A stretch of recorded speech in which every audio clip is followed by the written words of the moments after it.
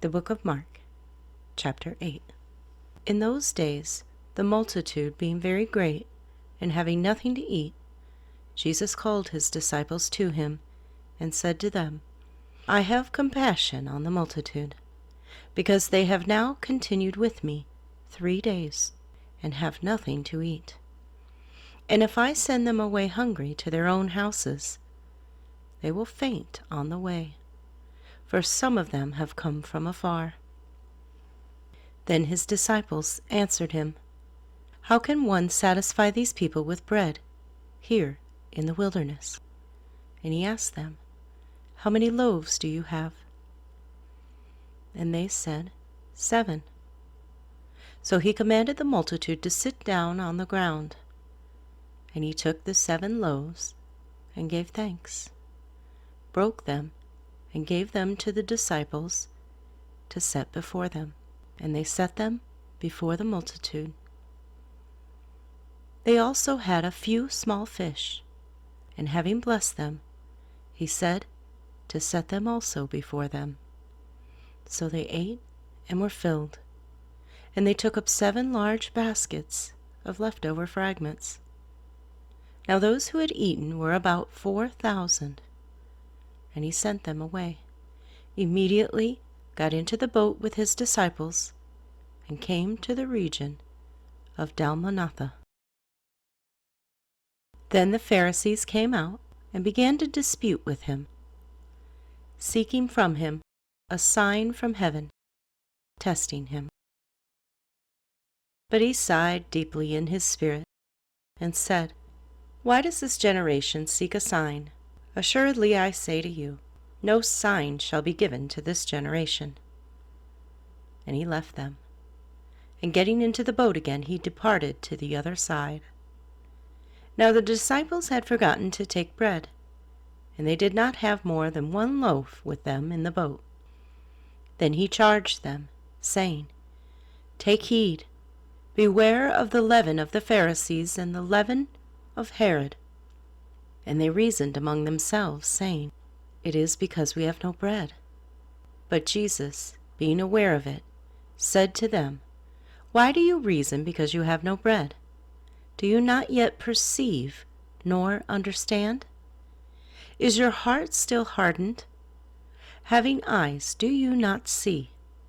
And having ears, do you not hear? And do you not remember when I broke the 5 loaves for the 5,000? How many baskets full of fragments did you take up? They said to him, 12. Also, when I broke the 7 for the 4,000, how many large baskets full of fragments did you take up? And they said, 7. So he said to them, How is it you do not understand? Then he came to Bethsaida, and they brought a blind man to him, and begged him to touch him. So he took the blind man by the hand, and led him out of the town. And when he had spit on his eyes, and put his hands on him, he asked him if he saw anything. Then he looked up and said, I see men like trees, walking. Then he put his hands on his eyes again, and made him look up. And he was restored, and saw everyone clearly.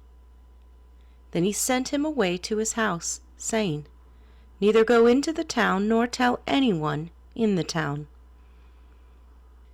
Now Jesus and his disciples went out to the towns of Caesarea Philippi, and on the road he asked his disciples, saying to them, Who do men say that I am? So they answered, John the Baptist, but some say Elijah, and others, one of the prophets. He said to them, But who do you say that I am? Peter answered and said to him, You are the Christ. Then he strictly warned them that they should tell no one about him. And he began to teach them that the Son of Man must suffer many things, and be rejected by the elders and chief priests and scribes, and be killed, and after 3 days rise again." He spoke this word openly. Then Peter took him aside and began to rebuke him. But when he had turned around and looked at his disciples, he rebuked Peter, saying, "Get behind me, Satan, for you are not mindful of the things of God, but the things of men." When he had called the people to him, with his disciples also, he said to them, "Whoever desires to come after me, let him deny himself, and take up his cross and follow me. For whoever desires to save his life will lose it. But whoever loses his life for my sake and the gospel's will save it. For what will it profit a man if he gains the whole world and loses his own soul? Or what will a man give in exchange for his soul? For whoever is ashamed of me and my words in this adulterous and sinful generation, of him the Son of Man also will be ashamed, when he comes in the glory of his Father with the holy angels." Mark chapter 9. And he said to them, "Assuredly I say to you, that there are some standing here who will not taste death till they see the kingdom of God present with power." Now after 6 days Jesus took Peter, James, and John, and led them up on a high mountain apart by themselves, and he was transfigured before them. His clothes became shining, exceedingly white, like snow, such as no launderer on earth can whiten them. And Elijah appeared to them with Moses, and they were talking with Jesus. Then Peter answered and said to Jesus, "Rabbi, it is good for us to be here, and let us make 3 tabernacles, one for you, one for Moses, and one for Elijah." Because he did not know what to say, for they were greatly afraid. And a cloud came and overshadowed them, and a voice came out of the cloud, saying, "This is my beloved Son. Hear him." Suddenly, when they had looked around, they saw no one any more, but only Jesus with themselves. Now as they came down from the mountain, he commanded them that they should tell no one the things they have seen, till the Son of Man had risen from the dead. So they kept his word to themselves, questioning what the rising from the dead meant. And they asked him, saying, "Why do the scribes say that Elijah must come first?" Then he answered and told them, "Indeed, Elijah is coming first, and restores all things. And how is it written concerning the Son of Man? That he must suffer many things, and be treated with contempt. But I say to you, that Elijah has also come, and they did to him whatever they wished, as it was written of him." And when he came to the disciples, he saw a great multitude around them, and scribes disputing with them. Immediately when they saw him, all the people were greatly amazed, and running to him, greeted him. And he asked the scribes, "What are you discussing with them?" Then one of the crowd answered and said, "Teacher, I brought you my son, who has a mute spirit. And whenever it seizes him, it throws him down.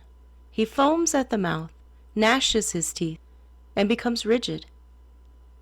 So I spoke to your disciples, that they should cast it out, but they could not." He answered him and said, "O faithless generation, how long shall I be with you? How long shall I bear with you? Bring him to me."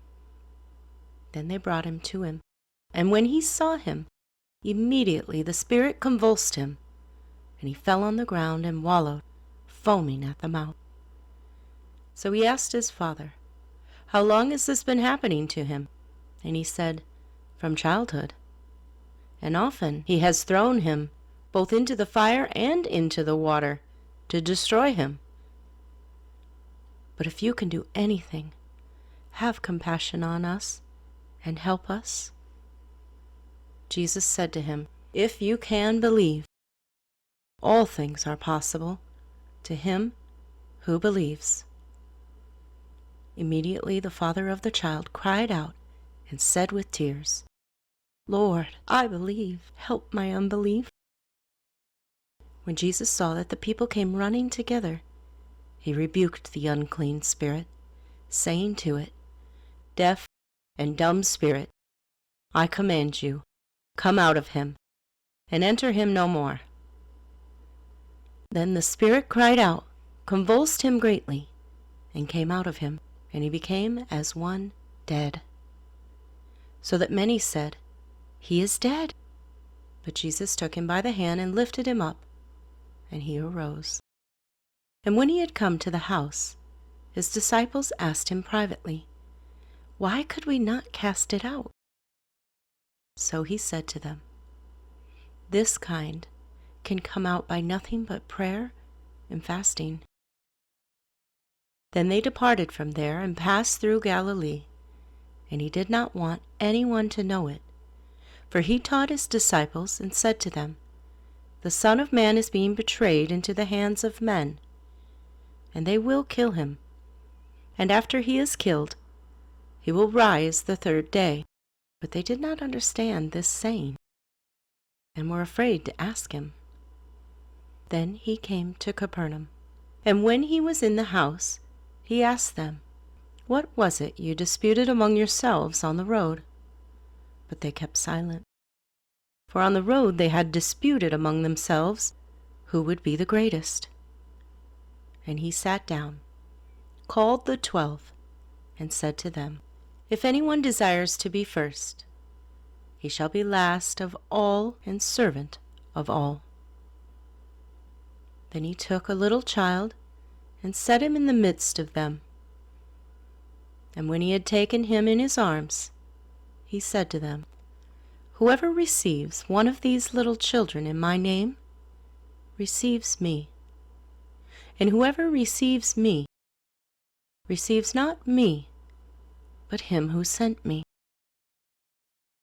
Now John answered him, saying, "Teacher, we saw someone who does not follow us casting out demons in your name, and we forbade him, because he does not follow us." But Jesus said, "Do not forbid him, for no one who works a miracle in my name can soon afterward speak evil of me. For he who is not against us is on our side. For whoever gives you a cup of water to drink in my name, because you belong to Christ, assuredly I say to you, he will by no means lose his reward. But whoever causes one of these little ones who believe in me to stumble, it would be better for him if a millstone were hung around his neck, and he were thrown into the sea. If your hand causes you to sin, cut it off. It is better for you to enter into life maimed, rather than have two hands to go to hell, into the fire that shall never be quenched, where their worm does not die, and the fire is not quenched. And if your foot causes you to sin, cut it off. It is better for you to enter life lame, rather than having 2 feet to be cast into hell, into the fire that shall never be quenched, where their worm does not die, and the fire is not quenched. And if your eye causes you to sin, pluck it out. It is better for you to enter the kingdom of God with 1 eye, rather than having 2 eyes, to be cast into hellfire, where their worm does not die, and the fire is not quenched. For everyone will be seasoned with fire. and every sacrifice will be seasoned with salt. Salt is good. But if the salt loses its flavor, how will you season it? Have salt in yourselves, and have peace with one another.